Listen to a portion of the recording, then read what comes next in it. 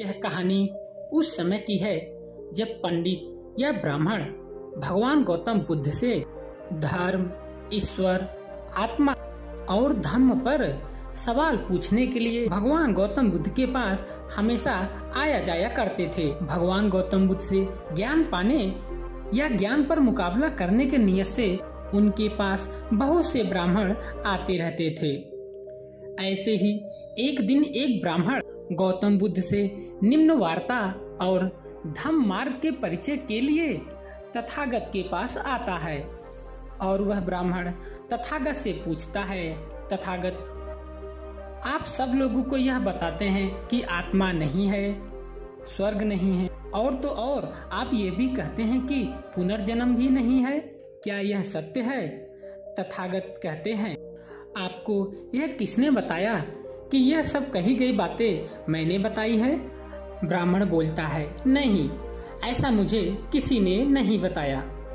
तथागत कहते हैं, मैंने ऐसा कहा, यह बताने वाले व्यक्ति को क्या आप जानते हो? ब्राह्मण फिर मना करते हुए कहता है, नहीं, मैं नहीं जानता। भगवान गौतम बुद्ध फिर कहते हैं, क्या ऐसा कहते हुए आपने मुझे कहीं देखा है? ब्राह्मण बोलता है, नहीं तथागत, हमने आपको ऐसा कहते हुए कभी नहीं देखा, पर लोगों की चर्चाओं से मुझे ऐसा लगा। लेकिन आप हमें यह बताइए, यदि ऐसा नहीं है तो क्या है? गौतम बुद्ध ने कहा, मैं कहना चाहता हूँ कि मनुष्य को वास्तविक सत्य को स्वीकारना चाहिए। फिर ब्राह्मण बोलता है, तथागत, मैं समझा नहीं, कृपया आप मुझे इन शब्दों को सरल भाषा में समझाइए। बुद्ध कहते हैं, हर मनुष्य के पास 5 ज्ञानेंद्रियां होती हैं, जिसकी मदद से हर मनुष्य सत्य को जान सकता है। आंखों की मदद से हम किसी भी चीज को देख सकते हैं। कान, मनुष्य कानों से कोई भी कही गई बातों को सुन लेता है। नाक, मनुष्य नाक से श्वास लेता है।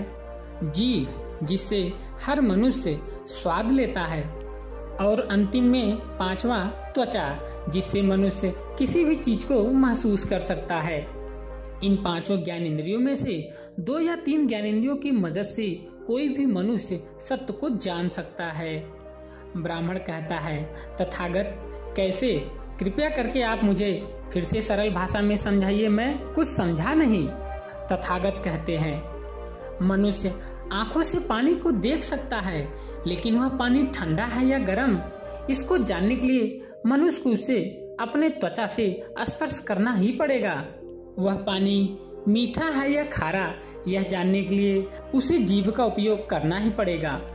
ब्राह्मण फिर पूछता है, तथागत, भगवान है या नहीं, इस तत्व को जानने के लिए क्या करना पड़ेगा? तथागत कहते हैं, क्या आप वायु को देख सकते हैं? ब्राह्मण बोलता है, नहीं तथागत। फिर भगवान गौतम बुद्ध बोलते हैं, इसका मतलब वायु नहीं है, क्या ऐसा भी होता है क्या? ब्राह्मण कहता है, नहीं, ऐसी बात तो नहीं है तथागत, वायु तो हर जगह है। फिर तथागत कहते हैं, वायु हमें दिखती नहीं है, फिर भी उसके अस्तित्व को हम नकार नहीं सकते, क्योंकि हम वायु के द्वारा ही सांस लेते हैं, जिसकी वजह से ही हम जिंदा हैं। जब वायु की तेज धाराएं बहती हैं तो पेड़ पौधे भी झूमने लगते हैं। यह चीजें हम देखते हैं और महसूस करते हैं। अब आप ही बताइए, भगवान हमें 5 ज्ञानेंद्रियों से महसूस होते हैं? ब्राह्मण बोलता है, नहीं तथागत। फिर भगवान गौतम बुद्ध बोलते हैं, आपके माता पिता ने देखा है क्या? ऐसा उन्होंने आपको बताया है? क्या परिवार के किसी पूर्वज ने देखा है या आपको ऐसा कभी बताया है?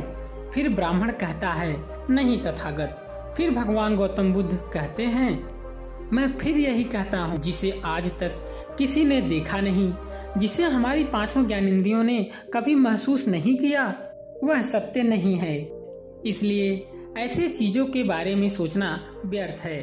फिर ब्राह्मण ने कहा, यह ठीक है तथागत, पर हम जिंदा हैं। इसका अर्थ यह निकलता है कि हमारे अंदर आत्मा है। क्या आप इसे मानते हैं या नहीं मानते हैं?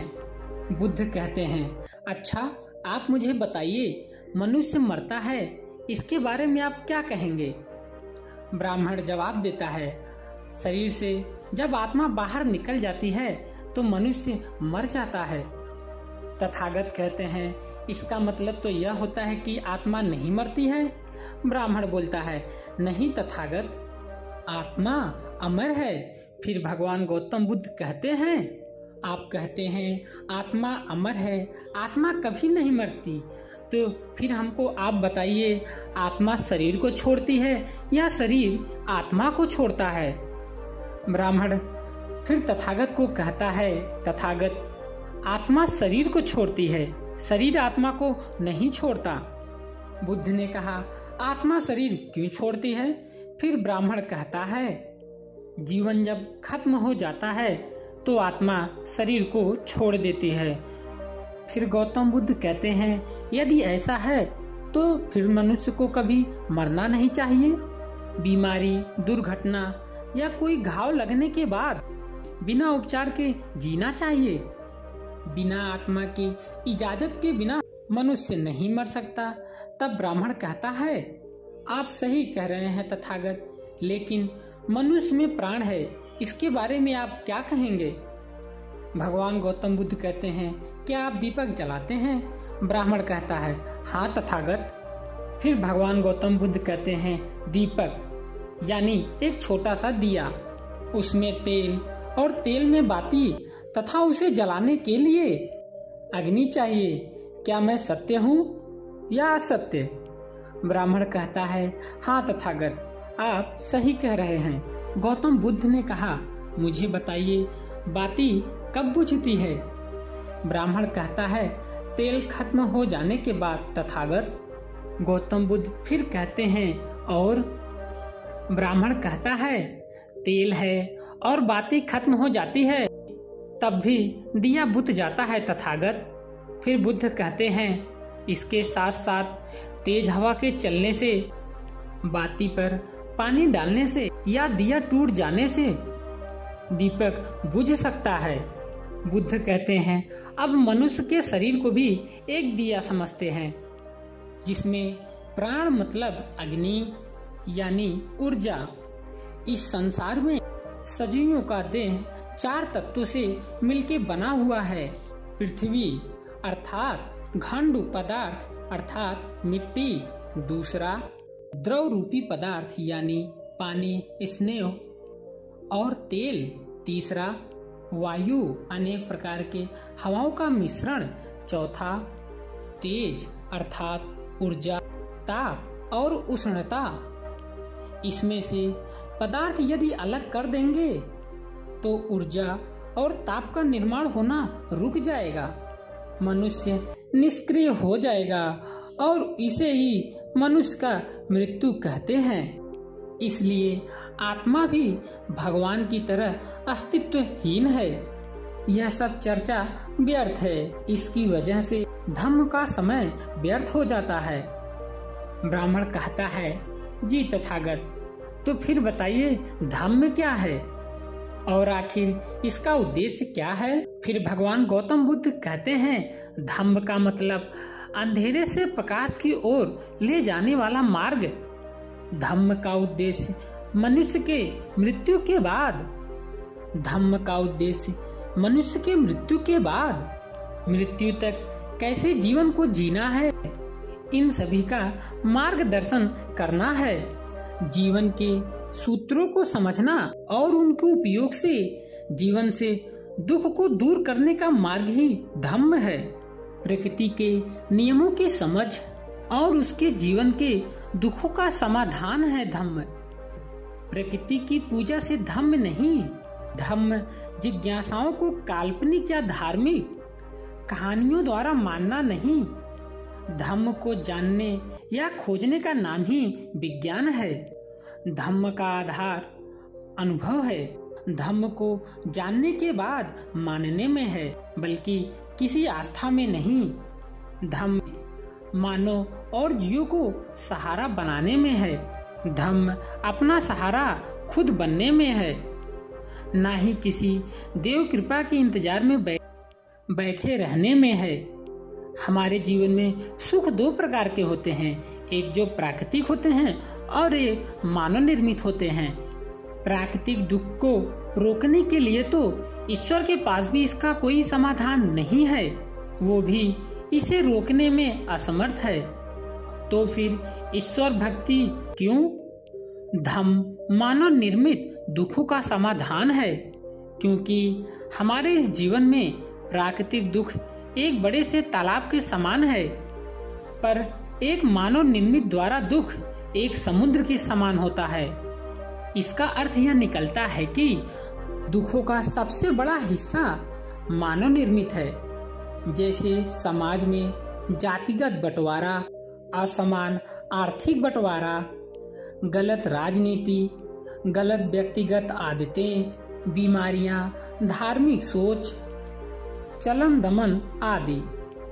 धम्म का प्रथम सूत्र है, सभी चीजों से बड़ा है न्याय। तथा कथित ईश्वर से भी बड़ा न्याय व्यवस्था ही धम्म है। क्या गुलामी और शोषण के बदले में आप ईश्वर को लेना चाहोगे? जन्म से मृत्यु के बीच सभी जीवों का जीवन सुखमय बनाना ही धम्म का अंतिम लक्ष्य है। यह सब सुनने के बाद ब्राह्मण बोला, मैं धन्य हुआ। आपसे बात करने के बाद मेरे धार्मिक ज्ञान का, श्रेष्ठता का अहंकार न जाने कहाँ गायब हो गया। तथागत, आज मैं बड़ा मुक्त और अपने आप को हल्का महसूस कर रहा हूँ। मुझे आज अपने और पराये का भ्रम दूर हो गया। आज सब अपने से लगने लग रहे हैं। आपसे आज ज्ञान पाने के बाद मेरा जीवन धन्य हो गया तथागत। दोस्तों, अगर यह वीडियो अच्छा लगे तो चैनल को भगवान बुद्ध के नाम पर जरूर सब्सक्राइब करें। मिलते हैं फिर से किसी नए वीडियो में, तब तक के लिए नमस्कार।